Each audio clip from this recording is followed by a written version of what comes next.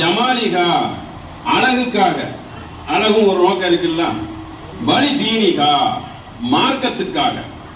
அப்ப நபி ஸல்லல்லாஹு அலைஹி வஸல்லம் 4 சொல்கிறார்கள். சில சமயம் அவர்களுக்கு போனஸாக 4 சேர்ந்தும் வரும். ஆனா நோக்கம் என்னவாக இருக்கணும்?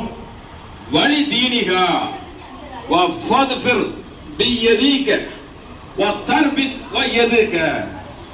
எவன் ஒருவன் அந்த தீனுள்ள பெண்ணை, ஒழுக்கம் உள்ள பெண்ணை, அறிவுள்ள பெண்ணை, மார்க்கப்பற்றுள்ள பெண்ணை திருமணம் செய்து கொள்கிறாரோ அவர் வெற்றி அடைந்து கொள்வார். இல்லை என்றால் அவன் இரு கரங்களும் மண்ணாகட்டும்.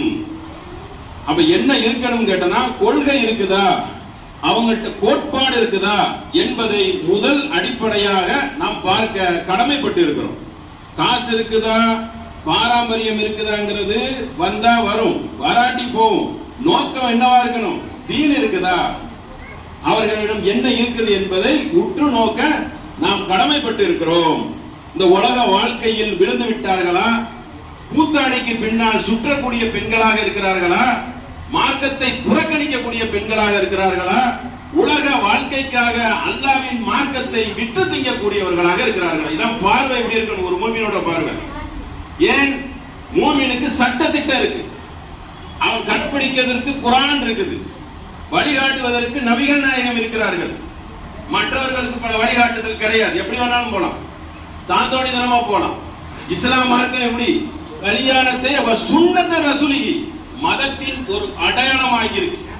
மற்றவர்கள் கல்யாணம் பண்ணலாம், பண்ணாமையும் போலாம், கேட்பார்கள் இல்லையா? கிடையாது. இங்க அப்படி கிடையாது. சட்டம் எப்படி? அடையாளம். யார் ஒருவர் என் சுன்னத்தை புறக்கணிக்கிறாரோ என் மார்க்கத்தை புறக்கணித்து விட்டார். அப்ப அந்த அளவுக்கு என்ன செய்யணும்? உற்று நோக்கக்கூடியவராக இருக்கணும். அதுபோக நபி ஸல்லல்லாஹு அலைஹி வஸல்லம் இன்னும் ஒரு வழியை காட்டுகிறார்கள். என்ன காட்டுகிறார்கள் என்றால், என்ன பரக்கத்தன், என்ன பரக்கத்து இருக்குது? அதம பரக்கத்தன். அதில் எது குறைந்த அளவில், குறைந்த செலவில் நடக்கிறதோ அதில் என்ன இருக்கிறது? மஅூனத்தன், பரக்கத்து இருக்கிறது. குறைந்த செலவில் நடக்கக்கூடிய திருமணத்தில் தான் பரக்கத்து இருக்கிறது. ஹரம் ஷரீஃப் இருக்கு, பல பேர் போயிருப்பீங்க. போனா நம்ம தவாப் சேர்ந்துட்டு வந்துருவோம். இன்னும் வரைக்கும் என்ன செய்வாங்க? அந்த திருமணத்தை இப்படி உட்கார்ந்து இருக்கோம்ல, இதன் அடிப்படையில் நடக்கும். தப்தர்ல எழுதிக்கிடுவாங்க, விருந்து வச்சுக்கலாம், வலிமா விருந்து. பல கோடீஸ்வரர், பெரிய கோடீஸ்வரராக விளங்கிய அப்துர் ரஹ்மான் பின் அவுஃப் நபி தோழர் ஒருவர் இருக்கிறார். 10 அஸரத்துல் பஸரா, 10 சொர்க்கவாசியில் ஒருவர். அவங்களுடைய இதெல்லாம் கேள்விப்பட்டிருப்பீங்க.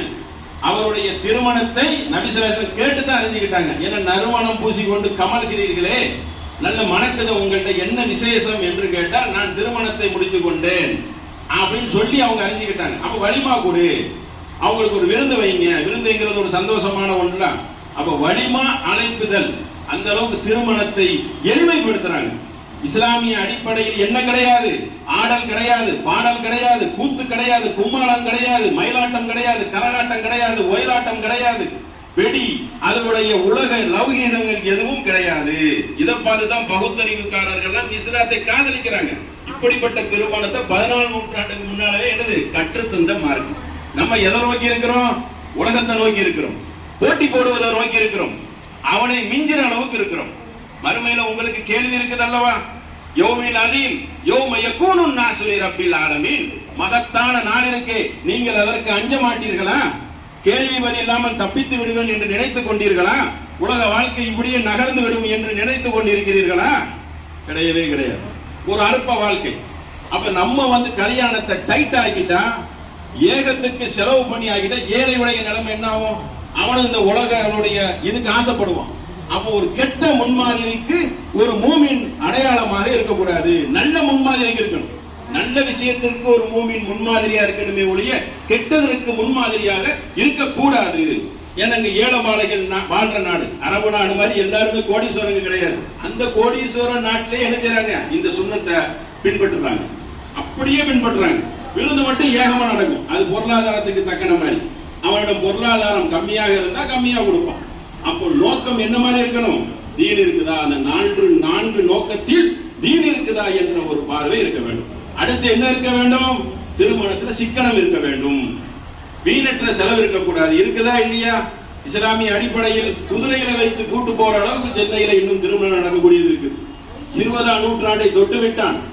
இந்த திருமணத்தை அரசாங்கத்துக்கு நம்ம தான் கத்து கொடுத்துருக்கோம். சாட்சி இப்படி வைங்கன்னு சொல்லி ரிஜிஸ்டர் ஆபீஸுக்கு போனா என்ன கேட்க மாட்டான், எங்க பேண்ட் வாத்தியம் எங்க, எங்கப்பா உங்களுடைய விசேஷ பண்டிகை எங்க, இந்த மாதிரி ஆடம்பரம் அதை கேட்க மாட்டான். வயசு என்ன, ஐவிக்னஸ் என்ன அப்படி கேட்போம். இந்த சட்டத்தை கற்றுக் கொடுக்கிறது இஸ்லாமிய மார்க்கம். இப்படிதான் திருமணம் செய்யணும் என்று அந்த வழிமுறையை தான் இங்க இருந்து அவங்க எடுத்துக்கிட்டாங்க எல்லா சட்டத்தையும். அப்ப அப்படிப்பட்ட ஒரு இடத்தில் நாம இருக்கிறோம். எப்படி இருக்கிறோம்? பிறருக்கு கற்றுக் கொடுக்கிற இடத்திலையும், நல்ல போதனைகளை சொல்லக்கூடிய இடத்திலையும், நல்ல வழிமுறைகளை கடைபிடிக்கிற இடத்திலையும் எப்படி இருக்கிற மூமின்கள் முன்மாதிரியாக இருக்கணும். முன்மாதிரி இருக்க வேண்டியது ஒரு கடமை. அப்ப திருமணத்தை எப்படி நடத்தணுங்கிறது இந்த மாதிரி ஒரு ரொம்ப சிம்பிள். இதை விட சிம்பிளா இருந்தாலும் என்ன இல்லை, சிரமம் இல்லை. அவ்வளோ எளிமையா இருந்தாதான் மக்களுக்கு கஷ்டம் இருக்காது. இதை கவனத்துல, ஒரு ஆண் பெண் இவருக்கு தேவைதானே. இதுல என்ன போட்டி போறாம, உலகத்துக்காக உலகத்தை மிச்சிற அளவுக்கு ஏன் போட்டி போறாம, காலதாமதம் சீக்கிரம் முடிக்கணும் திருமணத்தை. அப்ப அந்த மாதிரி ஒரு திருமணத்தை வழிமொழியக்கூடிய நன்மக்களாக அல்லாஹ் உங்களையும் என்னையும் ஆக்கி அருள்புரிவான் என்று சொல்லி என்னுடைய உரையை நிறைவு செய்கிறேன். வாகரதாவன அல்ஹம்துலில்லாஹி ரப்பில் ஆலமீன். அஸ்ஸலாமு அலைக்கும். இப்போ ஒப்புதல் கேட்கிறோம் இல்லையா?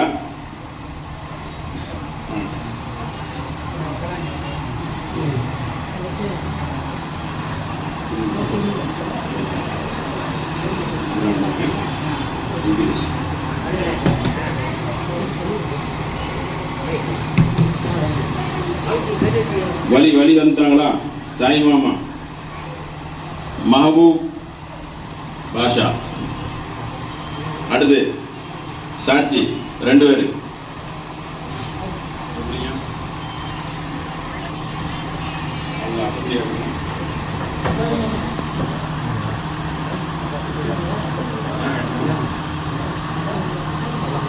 बस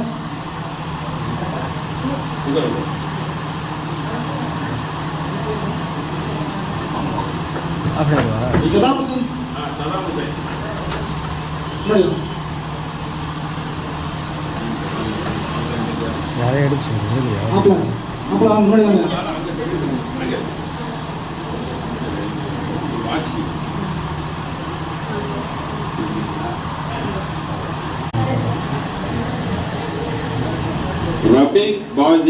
ரஃபீக் பாசி ஜேலானி ரஃபீக் பெற்றோராகிய அவர்களுக்கு புதல்வி தபசும் அவர்கள்